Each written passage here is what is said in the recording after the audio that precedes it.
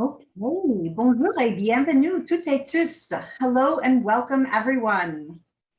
On behalf of the Institute on Quebec Studies at the State University of New York College at Plattsburgh, I'm Amy Southerton, Assistant Director, and it's my pleasure to welcome you to the Distinguished Quebec Address organized by the Institute on Quebec Studies at SUNY Plattsburgh, and to express appreciation to our sponsors, the Quebec Ministry of International Relations and La Francophonie, as well as the United States Department of Education Title VI.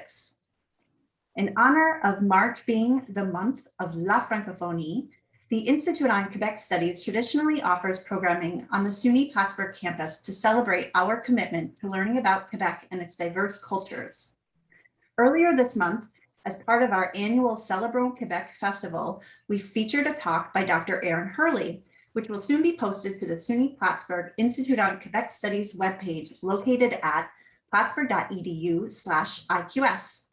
Plus, we also gathered for the two-day Quebec Past and Present Colloquium, organized in partnership with Bishop's University's Eastern Townships Resource Center.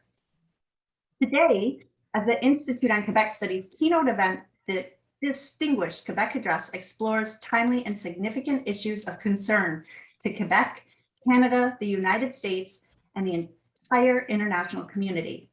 For our first webinar version, we are delighted to have Dr. Stéphane Paquin talk on the topic of After the Crisis, Quebec's international strategies post-COVID.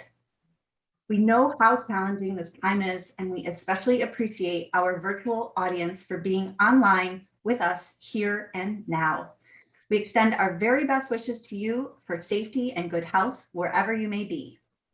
We especially appreciate audience participation from SUNY Plattsburgh, including a variety of students, faculty, staff, and alumni. Thank you also to the business people joining us from our New York State North Country region and beyond, as well as scholarly members of the Association for Canadian Studies in the United States and the American Council for Quebec Studies.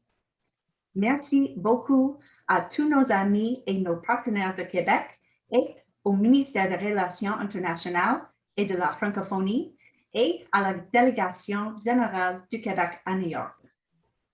During our time together in this webinar, we welcome you to ask any questions at any time. To submit your questions or comments, please locate the Q&A box on your screen. The Q&A box is where we ask you to submit any questions and or comments to be addressed by the panelist.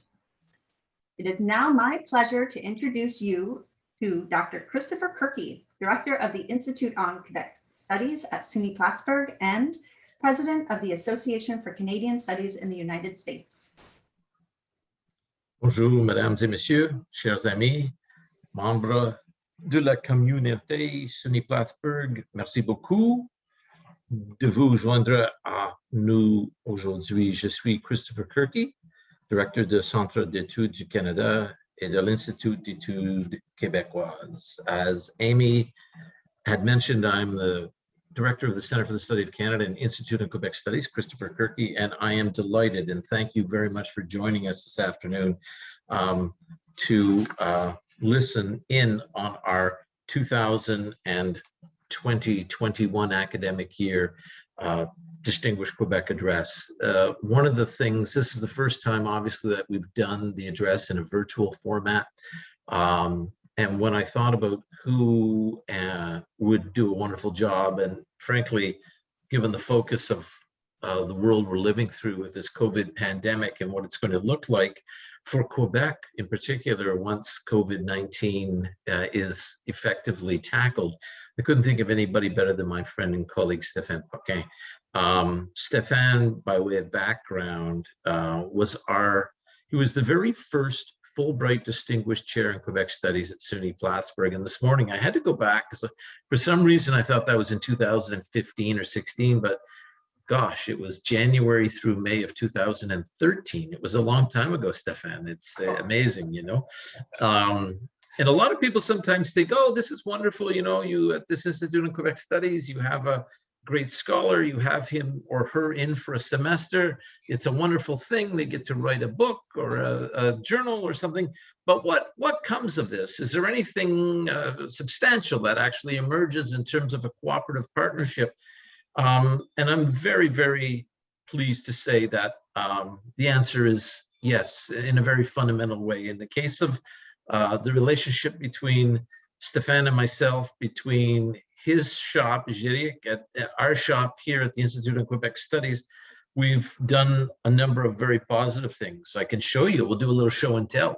So this came out a few years ago. This was Stéphane Paquin and Stéphane Roussel avec moi.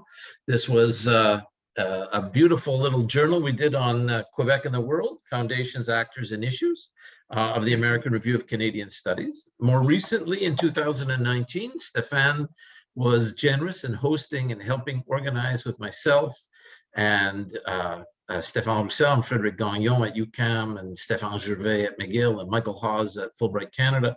We held a wonderful colloquium for about 45 scholars at ENAP. And the best works of that came out in this journal, the same journal, the American Review of Canadian Studies, just about a month ago. And it's the best piece of scholarship on Quebec policy issues that has come out in some time. So we're delighted that that has emerged. But even more fundamentally, I can point to the fact that Stéphane and I are working with a couple of colleagues on 2 new book projects. Most importantly, we're working on a very large project this fall with a team of about 30 scholars on the Quebec-United States relationship, political, security, economic, cultural, and environmental dynamics. So we're happy about that.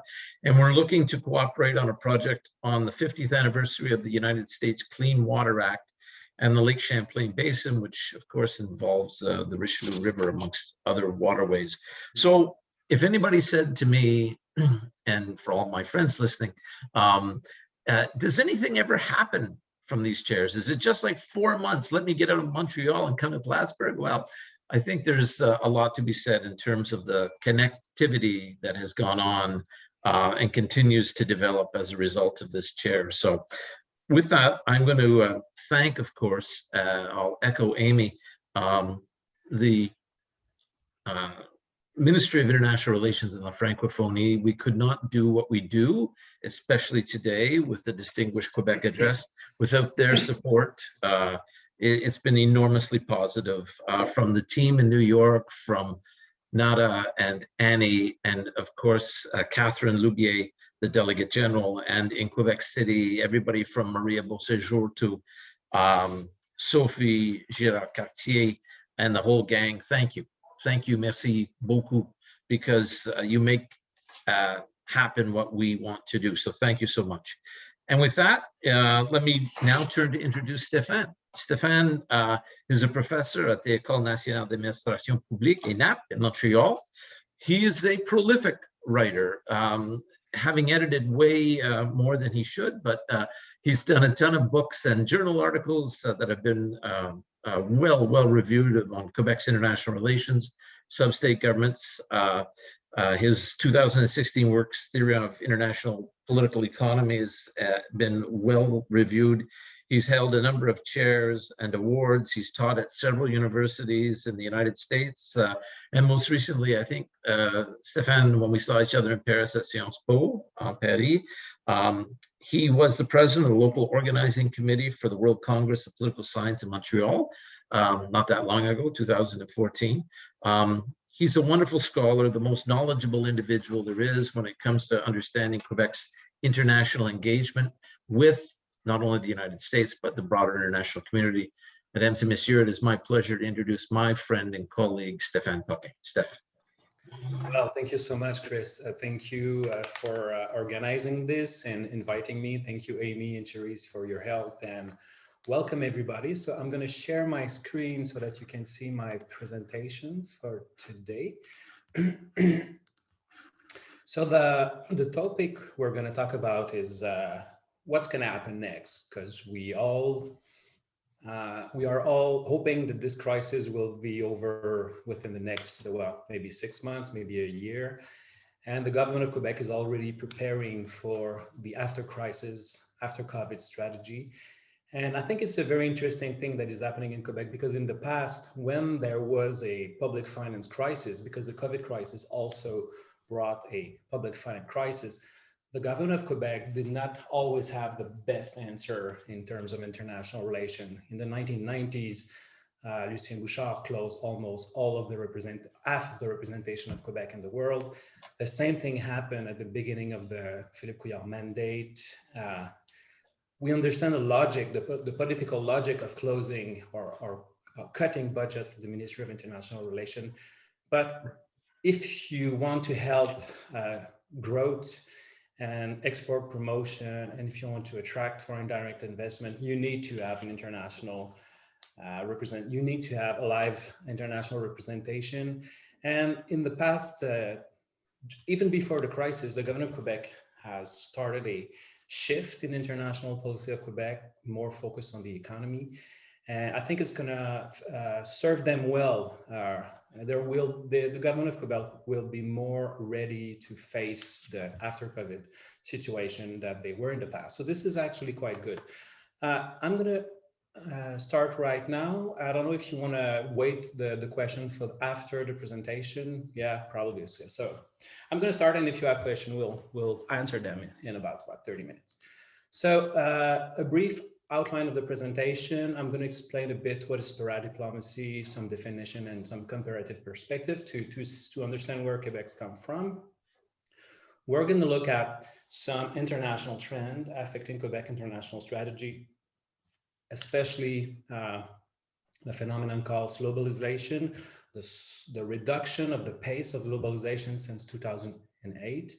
We're going to look quickly at the rise of protectionism and economic nationalism in the world and the reaction of the new administration in the US, the Biden administration, and how the impact it could have on Quebec. And then I'm going to look for the last part of the presentation on trade, paradiplomacy of Quebec since 2019. I'm going to look at the big numbers of export and trade deficit, then the new international vision of Quebec. It's their new international policy, and we'll conclude on what's next. So let me briefly explain what is paradiplomacy. Paradiplomacy is, simply put, the international strategies of sub-national government. I know that at the government of Quebec, we like to call it new diplomacy. It's a form of diplomacy, yes, at the regional level or at the provincial level. Quebec has been doing it for a very long time. It started in the 19th century, but since the 1960s, there is a professionalization of the international effort of the government of Quebec and mini government. And so what are we talking about when we talk about paradiplomacy? So in the literature, there's three big phenomena. The first one is paradiplomacy. The second one is identity paradiplomacy, and the third one is proto-diplomacy. Paradiplomacy was defined by Soldatos. Soldatos was a professor at the University of Montreal in the 1990s. He worked with some scholar at Harvard, and they were the first to study this phenomenon scientifically. And he's the one who invented the term paradiplomacy. So for him, paradiplomacy is direct and in various instances, autonomous involvement in external relation activities of sub-state government. So what does it mean? In the real world, it means export promotion, attracting foreign direct investment, promoting internationalization of education, working on environmental issues, energy, science, technology, security, and so on. So when you look at different cases, you see that, of course, Quebec does all that, Ontario does all that, like California, the state of New York, they do stuff like that. And this is the kind of things that you see almost everywhere nowadays. Cities, sub-state government are active internationally, and they do paradiplomacy. In the case of Quebec, there is another layer of activity that I call identity paradiplomacy. So what is that? The fundamental aim of identity paradiplomacy is to construct and reinforce the national identity of a non-sovereign state like Quebec by undertaking international action abroad. So this is not seeking independence per se. For example, former Prime Minister of Quebec, Jean Charest, was a federalist, no question about it. But when he traveled in the United States and when he did an presentation in the United States, you could only see the Quebec flag and the US flag. No Canadian flag was involved. This is a way of promoting Quebec identity abroad. The government of Quebec always does that. It's the case of the actual government of the CAQ. It's the case under the Liberal.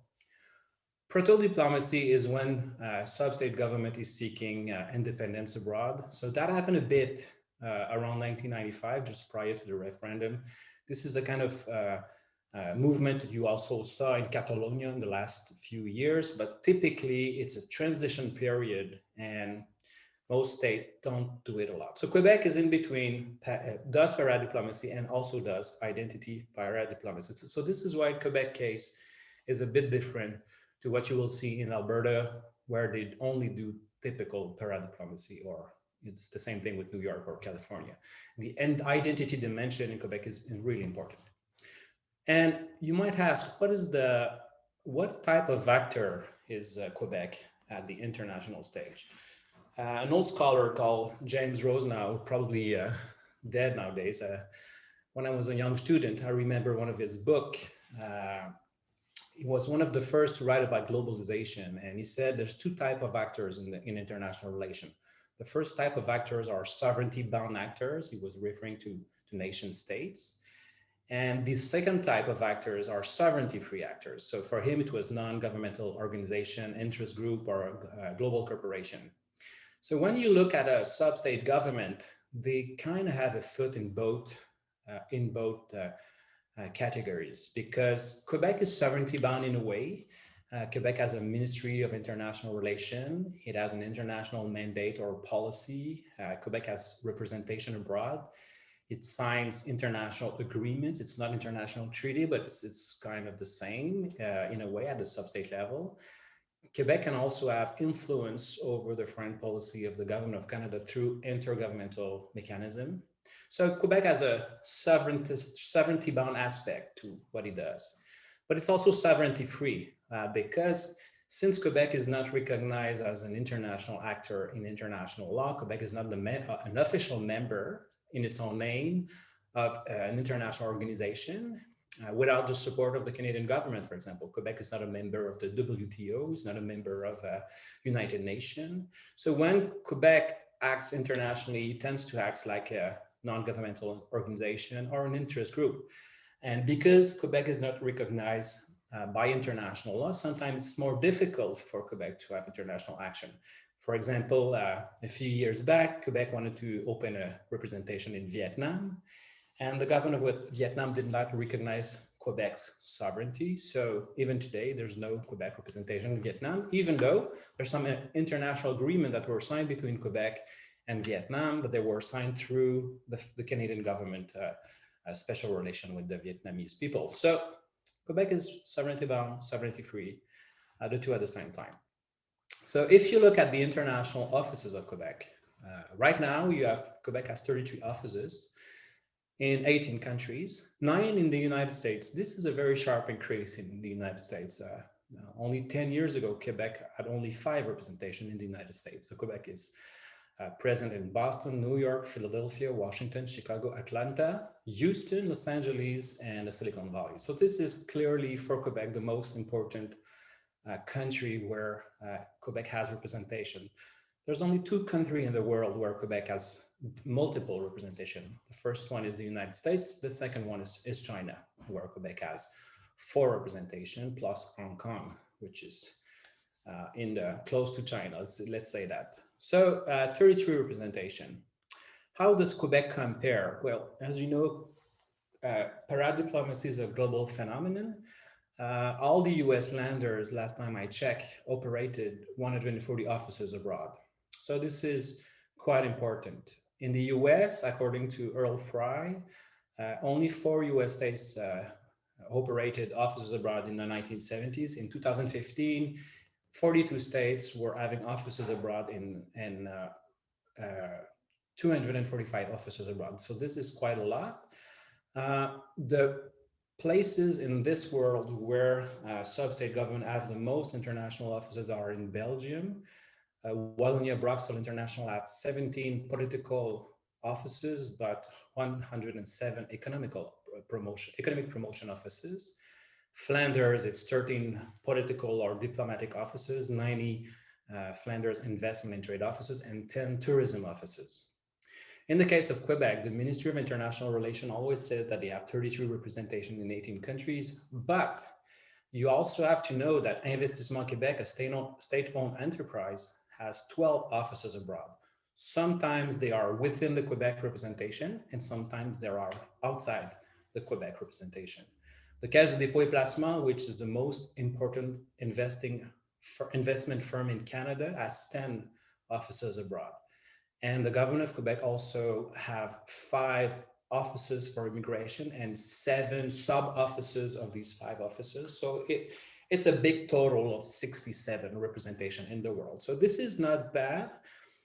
If you know, for example, that a country like Finland only has 35 embassies in the world, you see that it's not, in terms of number, it's impressive.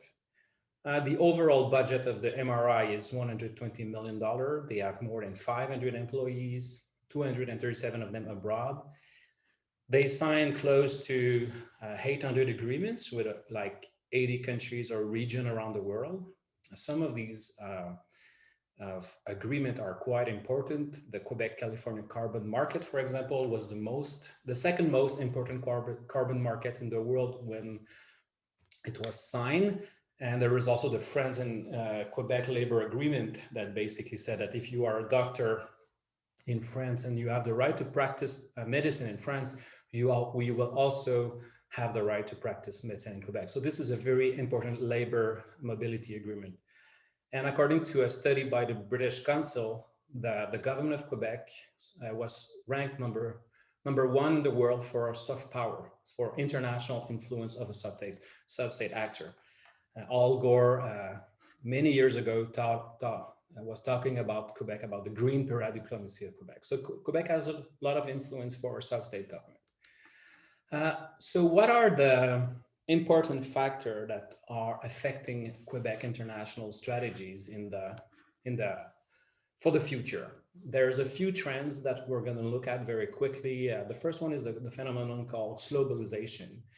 It's not deglobalization per se, but it's the slowing down of the pace of globalization. And there is also a rise of economic nationalism in the world. I'm going to show you some figures about that. Because of the COVID pandemic, there was also growing export restriction measures around the world. And a lot of people were worried during the crisis of the fragility of global supply chain. And there is a clear trend to want to repatriate the production of medical supply in many countries. It's the case in Quebec, it's the case in the United States, it's the case in countries like France and the UK. Let's have a look at this graph here. This graph comes from the Patterson Institute, and it shows the level of globalization in country since the late 19th century. And what you see here is that there was a first period of globalization between 1870 and the First World War, and then there was a decline. After that, after the Second World War, there was a strong rebound in the 1980s until the 1980s. And from 1980 to 2008, the crisis, this period is sometimes called the hyper-globalization period, where it was the first time ever that globalization went that far. 61% of the total export and import in the world reached 61% of the global GDP. This is extremely high. Since then, as you see, there was a sharp decline with the 2008 crisis. It went back, and then since then, it's going down. It's going down. So what are the factors that explain that it's going down? Multiple factors, but let's focus on the most important one. The first one is the policy that was promoted in China that is called China 2025. Officially, this policy is not on the table anymore, but we see in the way the Chinese government is acting that it's still on. And the goal of China is to increase to 70% the production of Chinese part in Chinese value chain, global value chain. So China is basically trying to be less dependent on imports for the production of different material coming from key sectors. I have a picture here on the PowerPoint of the different sectors. So because of that strategy that started about 6 or 7 years ago, China's export have fallen from 31% of its GDP in 2008 to about 17% in 2019. This is a decline of 45%. It's a very important decline. And that policy of China 2025, the idea that China wants to be more autonomous in its global value chain, have created strong reaction in Europe, but also in the United States, especially under the Trump administration. But we feel that this trade war, I don't know if we can call it a trade war, but it's still going on. There's still a lot of tension between China, the European Union, the United States, but of course also with Canada. And one of the reasons why is this.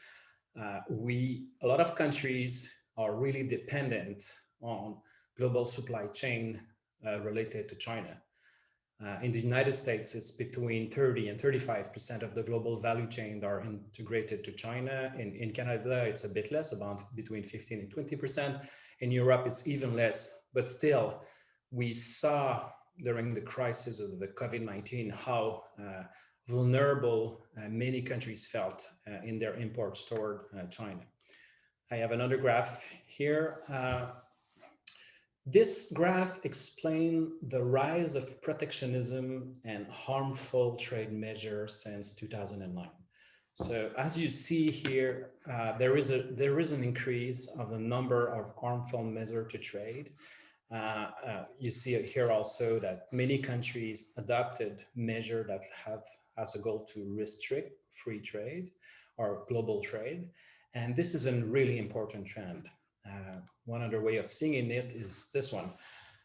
So government are restricting trade, and at the same time, the total asset of sovereign state investment fund is growing quickly in the world. So as you can see, since December 2010 to today, there is a sharp rise of assets in trillions of dollars available for foreign state investment world fund, like the Caisse de dépôt et placement or Investissement Québec.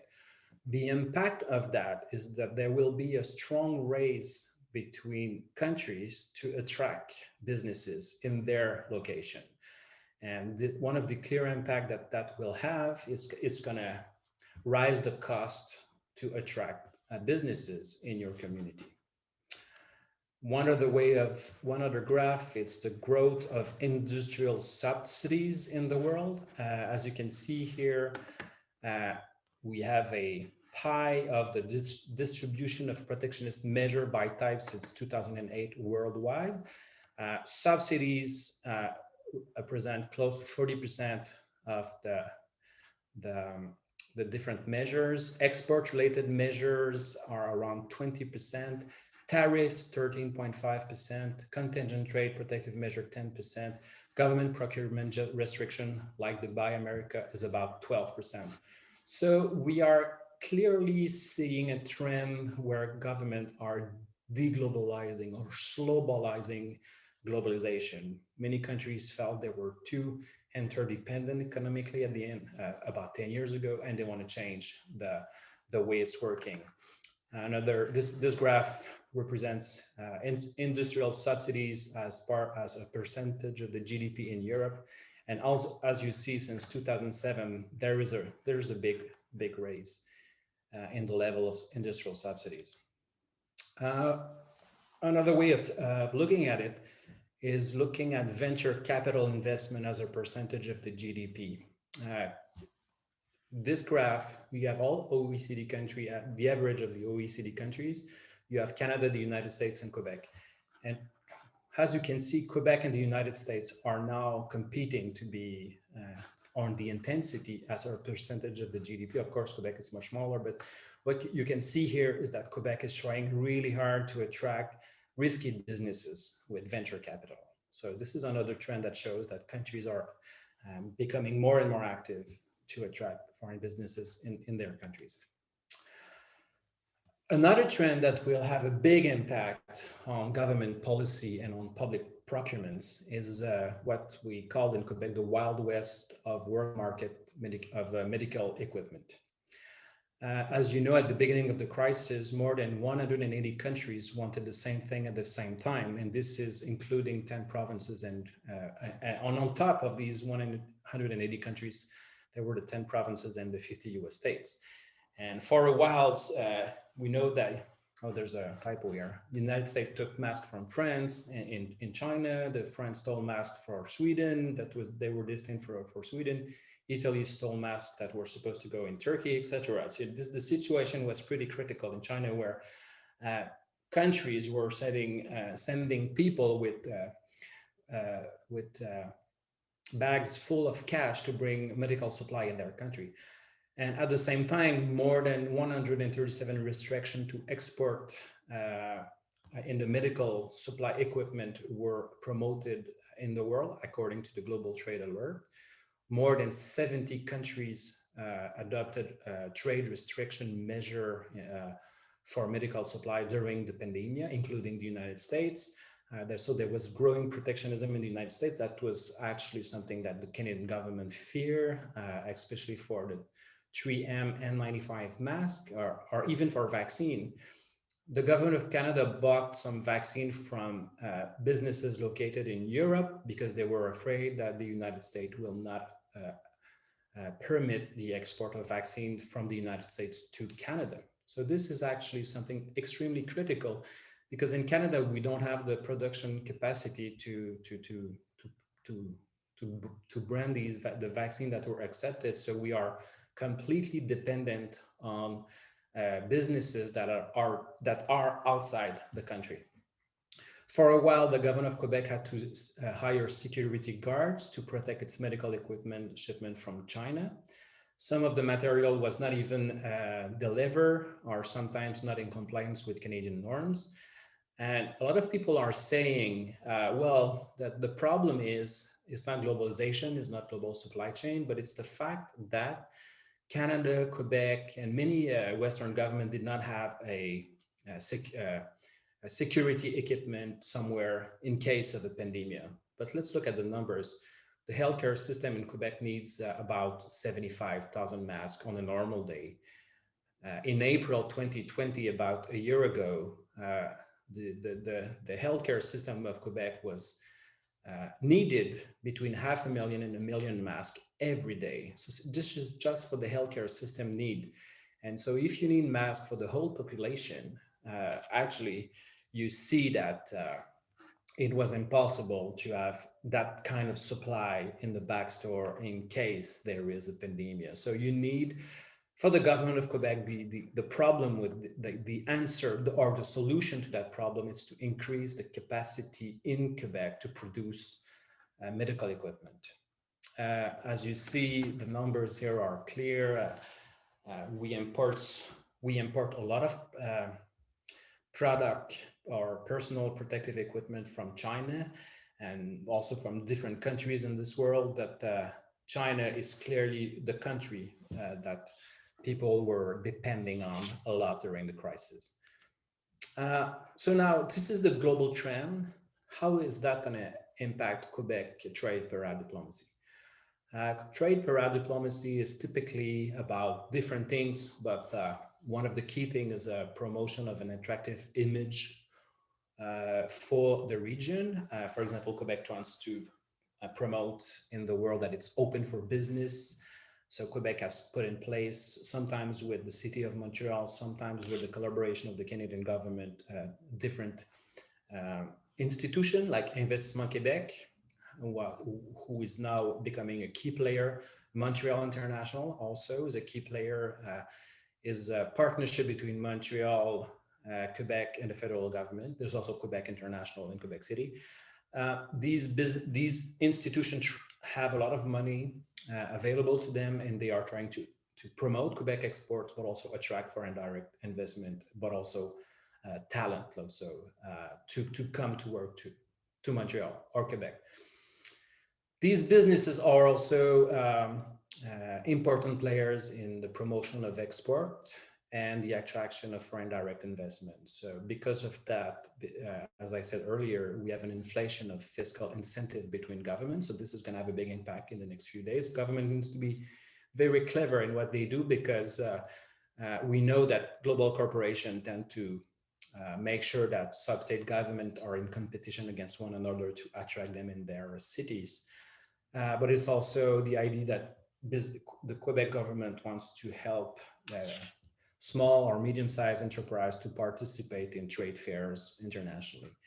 Quebec is also very active in tourism promotion. As you know, with the pandemic, tourism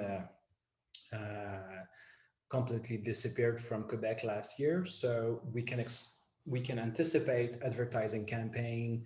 We can expect a lot of action from many sub-state government.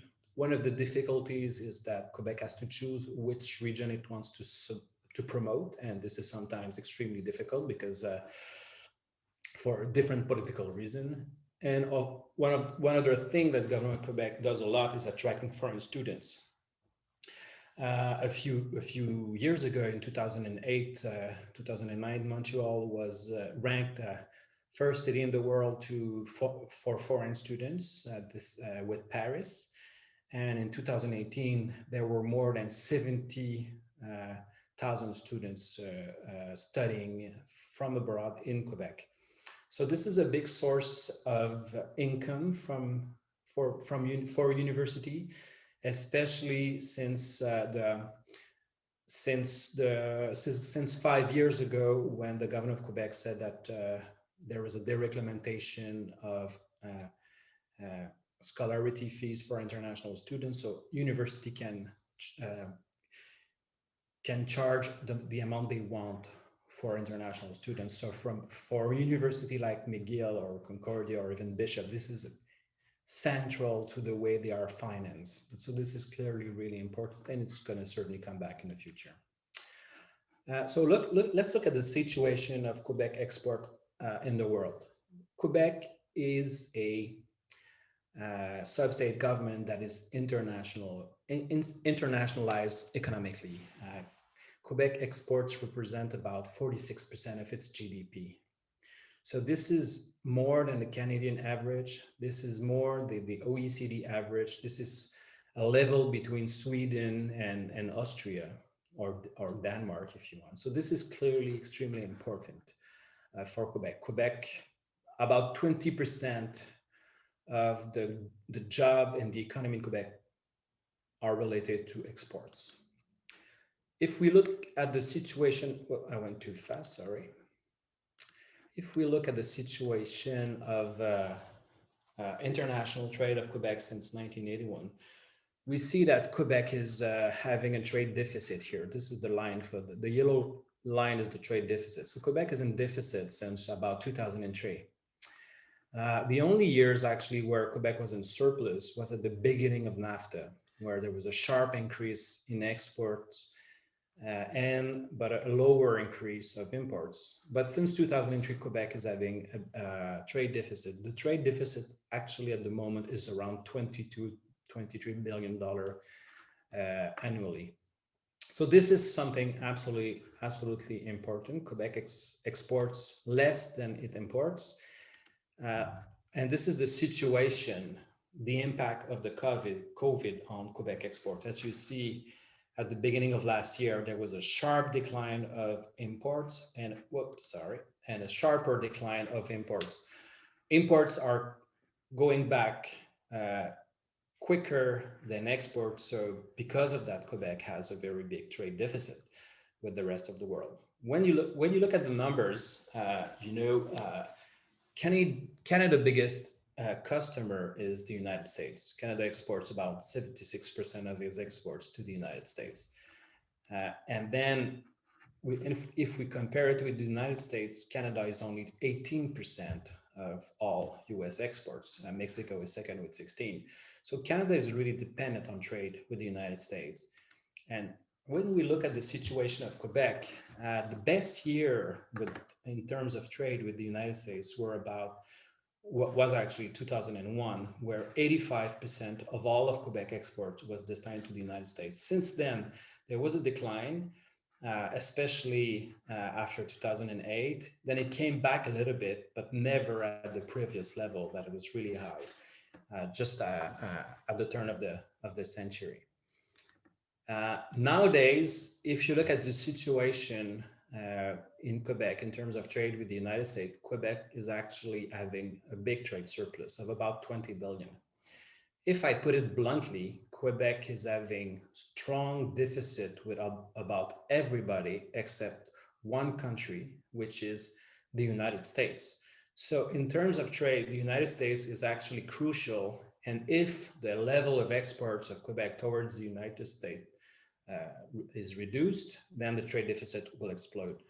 So Quebec is really dependent on the trade with the United States. I'm going to show you these two graphs, these two pie. This is the structure of exportation of Quebec. As you see, close to 71% of its export goes to the United States, but it's only 35% of its imports.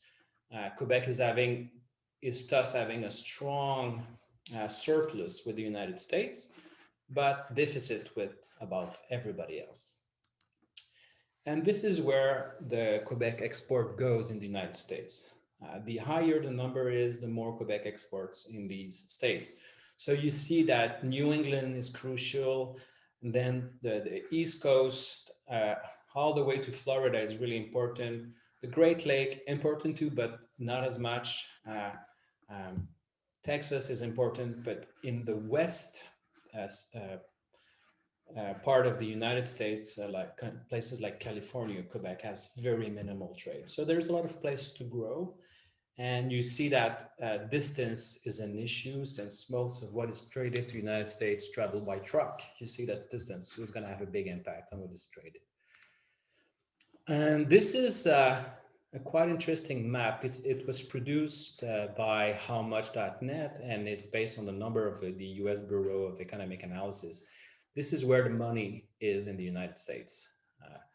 And this is basically where Quebec representation are. Quebec have a representation in Boston, Philadelphia, Atlanta, Washington, Chicago, Houston, not Dallas, but Houston, and in California. So Quebec is really well placed in the United States with its 9 representation. So things are not as are well done. So what is the situation with Quebec international policy towards the United States? The Quebec government adopted a new international vision. It's not a policy because the policy was done in 2017 by the Couillard government. So this policy, this new vision complements and extends Quebec international policy of 2017. In terms of international relations, the government will continue to promote Quebec's identity and interest around the world while placing greater emphasis on trade and market diversification, as well as on attracting investment. So Quebec wants to go from soft diplomacy to economic diplomacy. This is the key message that Quebec is promoting. And here you have a picture of Nadine Giraud. She's the Minister of International Relations of Quebec. She was actually born in the United States, but spent most of her time in Quebec. And so what does this new vision mean for Quebec? Well, there's clearly an economic shift in Quebec international relation. This is not the first time in history. I don't know if you know that in the 1980s, for example, Bernard Landry created the first Ministry of External Trade. And earlier than that, in the 1970s, Robert Bourassa created an economic shift in international relations of Quebec. It was the first to deliver a speech before the Economic Club of Chicago. But clearly, we can feel that with that government, economy is at the forefront of the ministry or the international policy of Quebec. And there is also a lot of new money and new investment and transformation of structure in relation to that new vision. Quebec wants to attract investment, increase exports. It wants to recruit labor and talent in the world. It wants to boost Quebec innovation in international markets. It wants to contribute to the fight against climate change from a sustainable economic perspective, consolidate Quebec's standing as a world-class tourist destination, wants to attract more international organization and international events in Quebec, and wants to mobilize Quebecers who are already active in international business network. This is the picture of Mr. Fitzgibbon, who's the Ministry of Economy in Quebec. One of the key change is that this Investissement Québec, it's a state-owned enterprise that will have a lot of new funds to attract the foreign direct investment. The goal the government is setting is really ambitious. The goal is to eliminate Quebec long-term trade deficit of about 23 billion before the pandemic. And they want to double the attraction of foreign direct investment in 5 years. So this is very ambitious. Because of that very high ambition, Investissement Québec will double its staff. I think it's completed now, so they have hired more than 1,000 new staff. They have more than $1 billion in addition to what they used to have to attract businesses in Quebec. So this is clearly something very, very ambitious. The other thing that the government of Quebec wants to do is to help the 500 largest exporters and small businesses that are already doing well internationally, to provide them with more personalized financial support to export in the world, and especially in the United States. And also Quebec wants to become the green battery of the Northeast of the United States. So the government of Quebec is putting a lot of emphasis to export energy in Maine, but also in the state of New York. So they put a lot of energy in becoming this battery of North America. So to conclude, I'm gonna ask the big question: what about the new Biden administration? What kind of a change is it for Quebec, and how was the reaction of politicians in Quebec about this election? Well, as you can expect, a lot of people were relieved by the departure of Donald Trump from the presidency. The imposition of tariff on aluminum, milk, softwood lumber, etc., was seen as having a very bad impact on the relation between Quebec and the United States. Also, the imposition of the renegotiation of NAFTA was seen very negatively. So what about the question of the pipeline Keystone XL? As you know, after Biden won the last election, he said that the project was off the table. But in Quebec, typically, people understand why Joe Biden is doing that. And there was a strong opposition in Quebec to a pipeline from Alberta to crossing through Quebec, or even to the Keystone XL. So for most Quebecers, the abandonment of the Keystone XL pipeline project seemed to confirm Joe Biden's environmental sensitivity, which is seen as a very good thing, for example, for Hydro-Quebec, who wants to be the green battery of North America.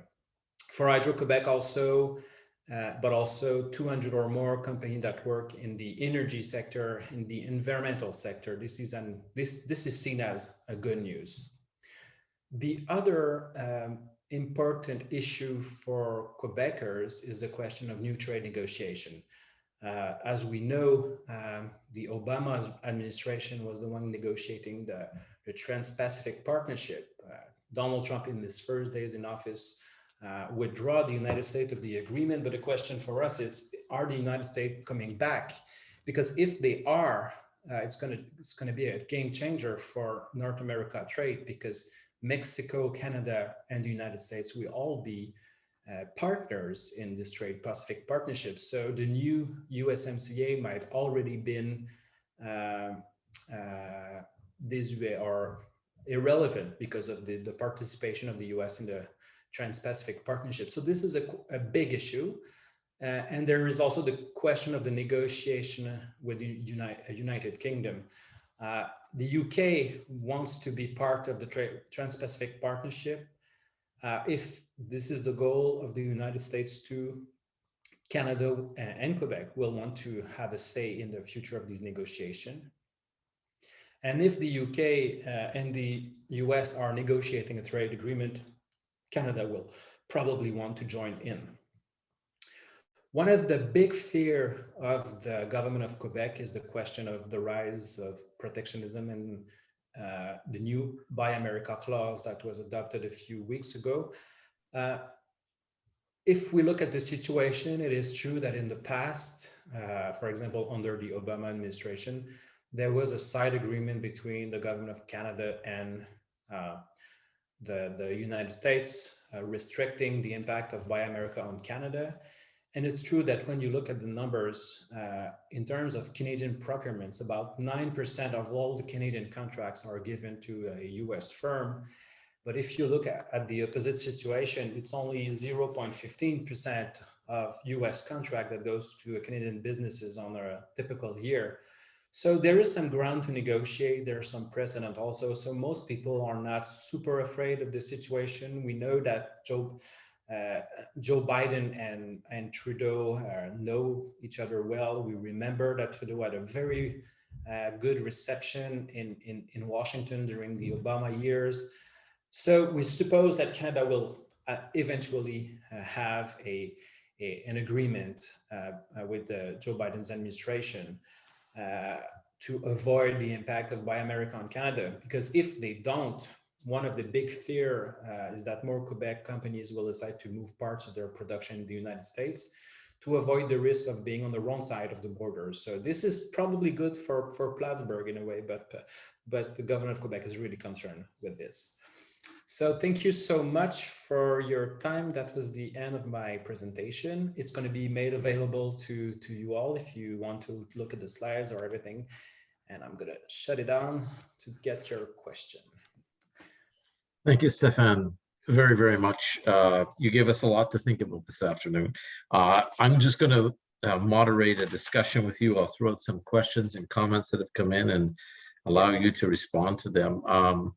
One of the comments that came in right toward the end, when you talked about, obviously, a lot of people are anxious and interested in knowing what it means for Quebec business, Quebec's engagement with the United States now that Mr. Biden is in office, and some of these forces that you point to of sort of economic nationalism, Buy America, and so on.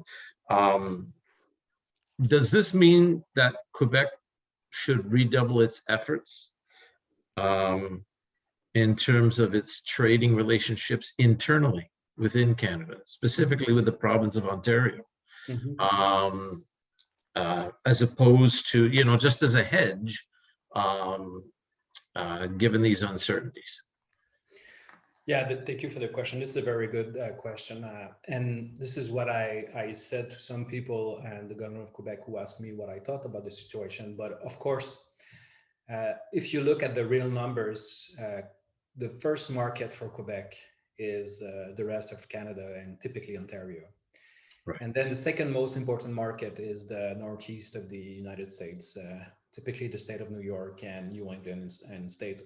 So we need to focus where our international partners are. And this is what I said to some of the people working for the government of Quebec.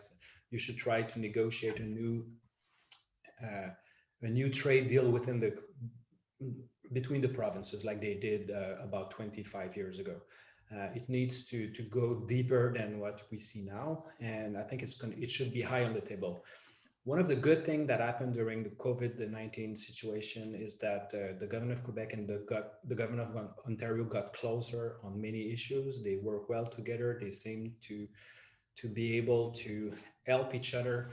And after the situation, after the crisis of the COVID, I think they should try to build on that and to help to reduce trade barriers between the provinces. Yeah, absolutely. Absolutely. Okay. You mentioned in your comments this afternoon that there's a lot of money. A lot of states have a lot of money, and when we get out of this COVID-19 world, at least what we're experiencing now, that there's going to be a lot of money to attract foreign investment. Yeah. Given the fact that Quebec, as a subnational actor who's been involved in paradiplomatic activities over the years, has had a pronounced or a marked, clear sense of state involvement. unlike other subnational actors, at least to the degree, certainly within the Canadian national framework. It looks like there's going to be more competition for Quebec. There's more money on the sidelines, and people are going to be anxious to see some investment. This, I think, it speaks in some part to, you talked about a more personalized focus in terms of, but there's going to, that's something that the government has to take into account. Yes. Yes, there will be a lot more competition, and so the government of Quebec created an independent structure from the government to in the name of Investissement Québec, to be the one leading the charge. So that's probably a good thing. This institution is probably not completely independent from the government. So the government still has a lot of influence, but we all fear that election campaign might have big influence on who gets what, when, and how. So it's something of concern to me. There will be more competition, and during the crisis, a lot of wrong solutions were put forward by the government. For example, the government said we're going to adopt a Buy Quebec agreement, like the Buy America. So if we do that, well, we might raise some concern somewhere in the United States, and then they will pay attention to what Quebec is doing against US interests. And the reason why I think it's a bad idea is that we have trade deficit with everybody except one country, which is the United States. We don't want to attract too much attention. As you know, we are really deeply integrated, and we produce things together. So that means that we are creating together global supply chain. About 60% of what is traded in North America is within a global supply chain that affects Canada and Quebec and Ontario. So we have to be very careful with the language. One of the things that the government of Quebec was saying is buy local. For them, buy local is buy Quebec. That's probably a good idea to promote the consumption of local product, but we cannot do it with respect to international economic law if we put a trade restriction with the United States, for example. So you can say we're going to buy local stuff, including what comes from the state of New York, including what comes from Ontario and what comes from the rest of Quebec, but exclude what comes from Australia or Europe to protect climate change, for example. You can do that. You can say we're going to buy local being not the political frontier between Canada and the US, but the distance between the center of where you buy food. So we can do that. So there's a way of branding things and not create problems with regards to international trade. One other problem that I saw in the way the government of Quebec reacted at the beginning of the crisis, but I understand their situation. They said, we're going to produce masks in Quebec. And I made a phone call to a few persons I know, and I told them, if you produce masks in Quebec, they're going to cost 10 times more than the mask you import from China. So are you willing to force a hospital to buy these masks in the future? Because if you don't, the investment you are putting in this industry is just going to be in 5 years going to be irrelevant, and this business will crash. It's a disaster to happen. So I understand the idea that you want to be independent, but it's not possible to be independent at all costs. So one thing that could be interested in that is that there can be a discussion between Canada, the US, and even Mexico, basically saying we should build better together to be prepared if there is another pandemic. So the government of Canada could try to do something like that. Yeah. I know this is more an observation than a question. I know a lot of business leaders, political officials, and others have been concerned for some years now about the sort of health and vibrancy of the New York State-Quebec relationship, not simply in terms of the depth and the vibrancy of the trading relationship, the business relationship, but I think what we would like to see, at least on this side of the border, is a greater sense of engagement from our political leadership in Albany towards engaging with Quebec and supporting a deeper and stronger Quebec-New York relationship. Yeah, as you know, we're having some political difficulties with the executive these days in Albany. We don't know how that's going to all pan out. From your side of the border, when you're looking and you're researching and you're talking with colleagues, what's your sense, Stéphane, right now? Is there an appetite in Quebec for a deeper, stronger relationship between Quebec and New York? Well, most people don't understand how important is the relationship between Quebec and New York. After I got that Fulbright chair with you many years ago now, 7 or 8 years ago, I remember I went to give a few conferences to business leaders and people interested in international relation, and they were surprised to see how important it was. And I told them at the time, there were more than 200 businesses from Quebec who create some who invested in the Plattsburgh region or in the region from Plattsburgh to Albany because they feared the Buy America impact would have on them. One of the key examples is Bombardier.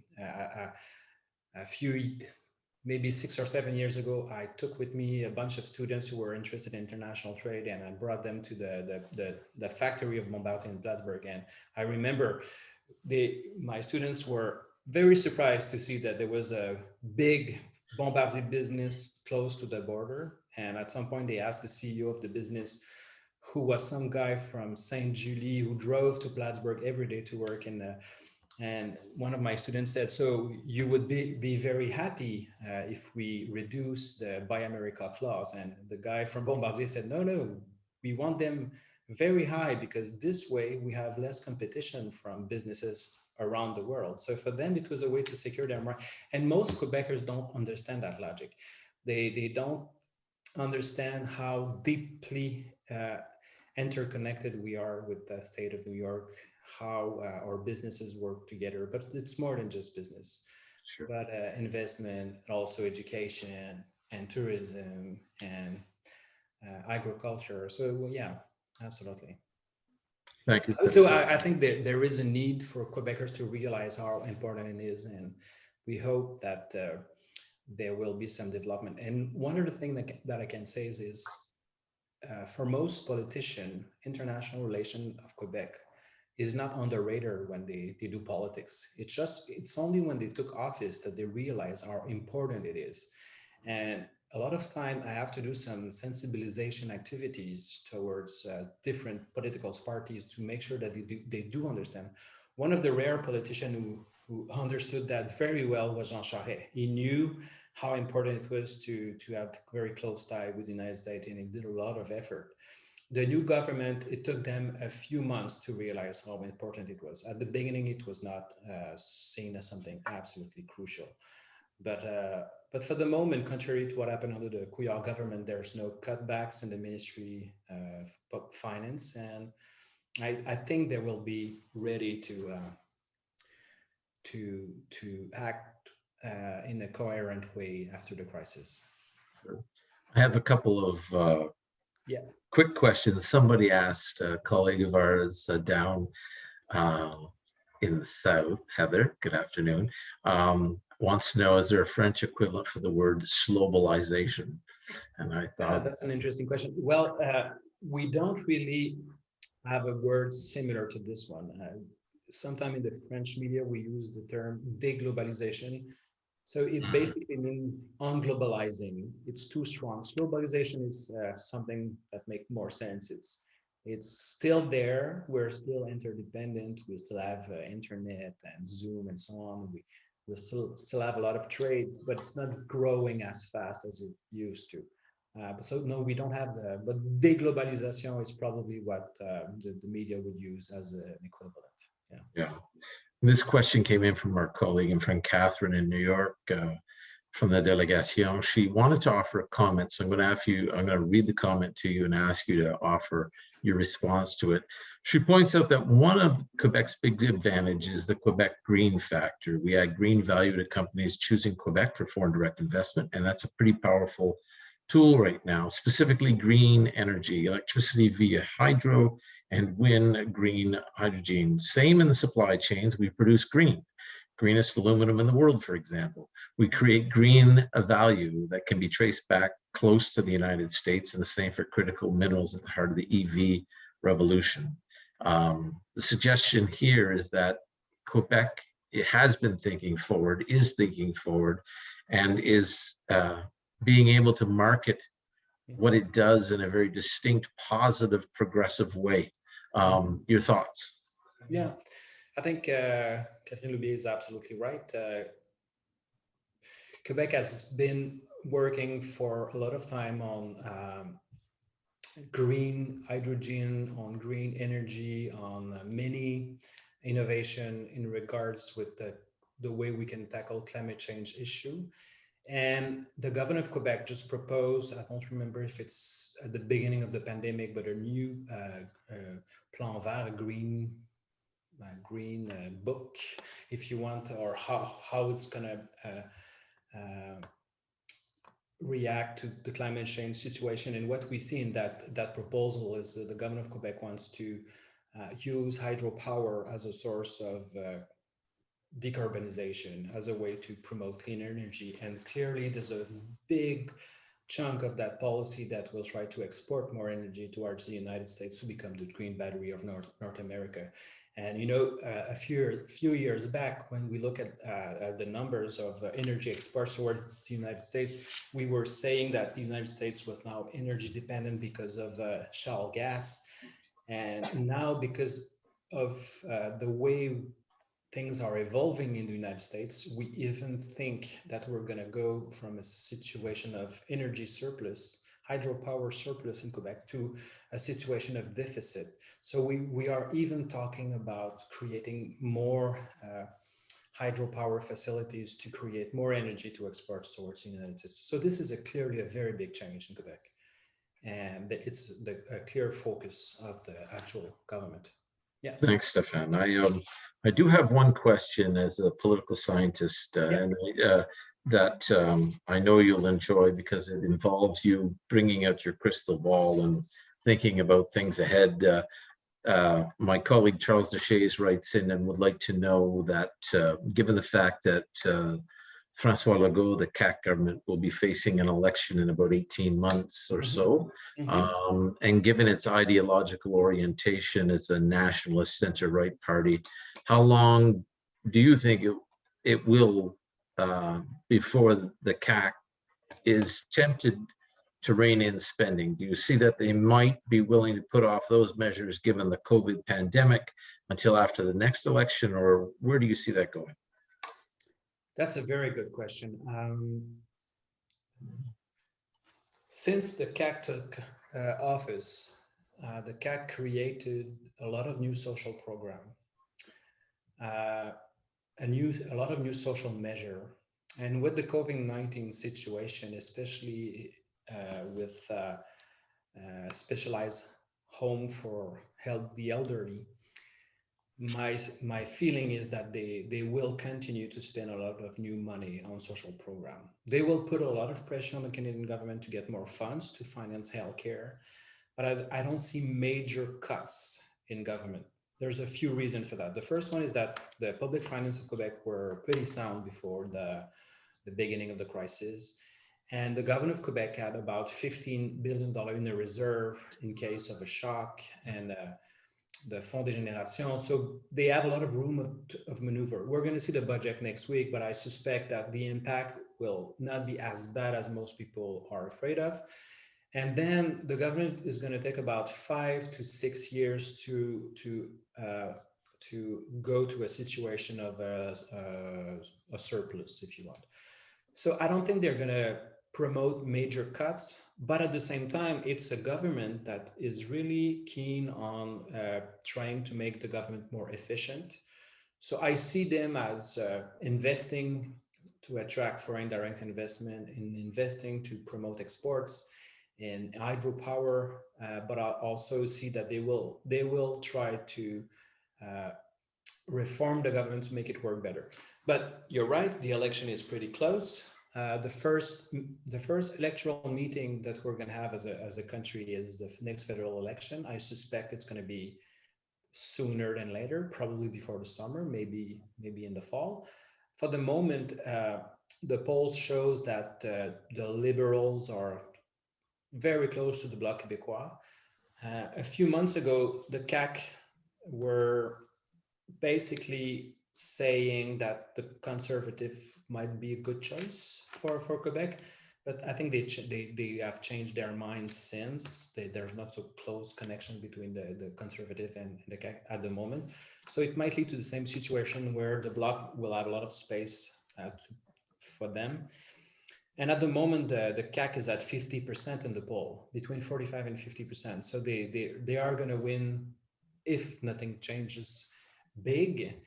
And it might even have as an impact that the Parti Québécois could disappear because the CAQ is so popular among the French population. So this is going to be a very big change. And one other tendency that seems to be very important is that CAQ is not a right-wing party like most people used to say 2 years ago. It seems to be a centrist party. The Liberals are the right, the Québec Solidaire are the left or the extreme left, like the Parti Québécois, and the CAQ is right in the middle, in a very comfortable position.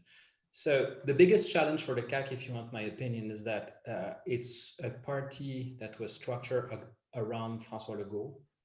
And the big question is, who's going to be his successor?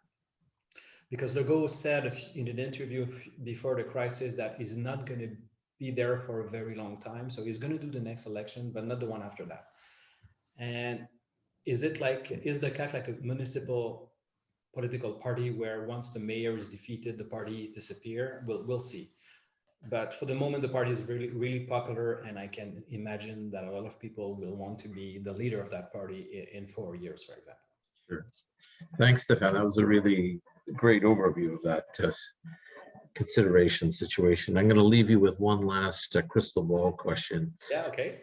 A lot of us on either side of the border want to be able to cross the border again, particularly land crossings. If you're here in Plattsburgh and you want to go to Montreal for business, as I do, or for family reasons, personal reasons, as I do, and many others, we're not able to do that. And there have been a lot of voices, at least on this side of the border, from political officials, obviously echoing concerns raised by their constituents, and business-minded officials who are obviously echoing a desire to increase and deepen and regularize trade relationships, calling for sort of clear metrics in place: when you can cross the border, who can cross the border, how you can cross the border.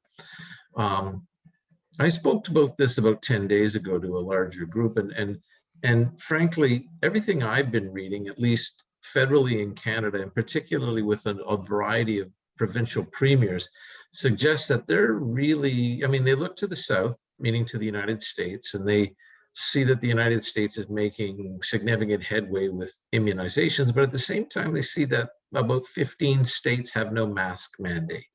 And they see that,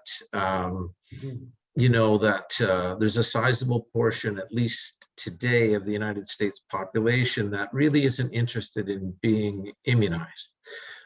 So we're hearing, in the light of that, we're hearing a number of voices in Canada that are still hesitant to say, hey, let's reopen the border, even if it's a gradual reopening, even if it's, there's some clear metrics in place, or if there's a particular series of steps that one needs to go through.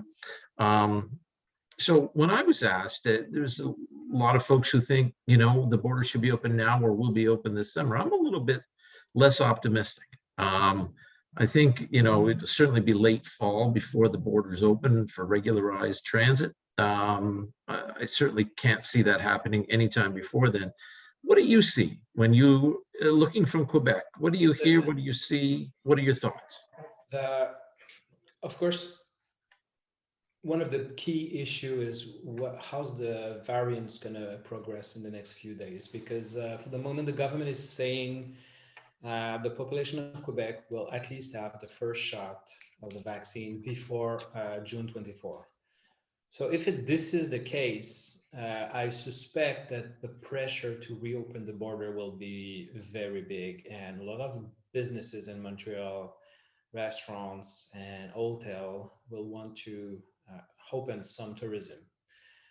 So the pressure will be strong on Quebec, but also, of course, it's the federal government who handles the frontier.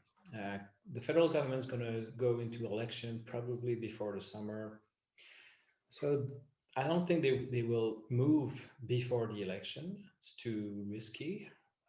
But if there is an election in June, then it could come very fast after the election.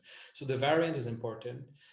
But it's true, most Quebecers wants to travel. Most people wants to spend vacation outside Quebec. So the pressure will be very, very strong. So I suspect it could be reopened partially in July, August. But if the variant is strong, it's going to be after September, after everybody gets its second shot, and to make sure that everybody's going to be able to sustain the rise of Well, everyone, I want to ask you to join me in thanking Stéphane for a wonderful presentation today. Thank you, Stéphane. Thank you. And I'm going to turn it back over to Amy, who will close our program for today. Amy, thank you. Thanks.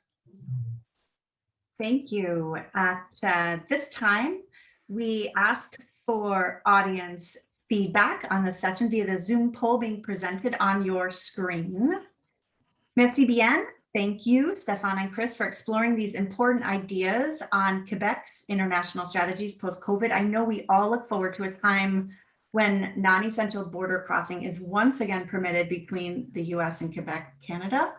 And in this discussion, it was especially interesting as we continue to hope for a safer and more open environment. So to our virtual audience members, thank you for taking the time to be here today, and also for submitting your engaging questions. To our supporters, we're most grateful for your support towards SUNY Plattsburgh's Institute on Quebec Studies mission and our commitment to the visible development, expansion, and dissemination of Quebec studies among academic, business, and government constituents. As April will soon be here, I'm delighted to announce 2 upcoming conversations on Canada webinars hosted by SUNY Plattsburgh's Center for the Study of Canada, with links for registration being placed in the chat. So on Monday, April 5th at 2 p.m. Eastern Time, Dr. Kevin McMahon will discuss what if the US had Canada's notwithstanding clause, constitutional lessons from the North, with registration available at tinyurl.com/Canada Conversation, April 5. And on Monday, April 26th at 2 p.m., Dr. Frédéric Gagnon will discuss, is the special relationship back? Canada, US issues after 100 days of Joe Biden, with registration available at tinyurl.com/Canada Conversation, April 26th. So on a final note, we wish you a wonderful rest of your day in safety and wellness. Merci bien et au revoir. Thank you. Goodbye.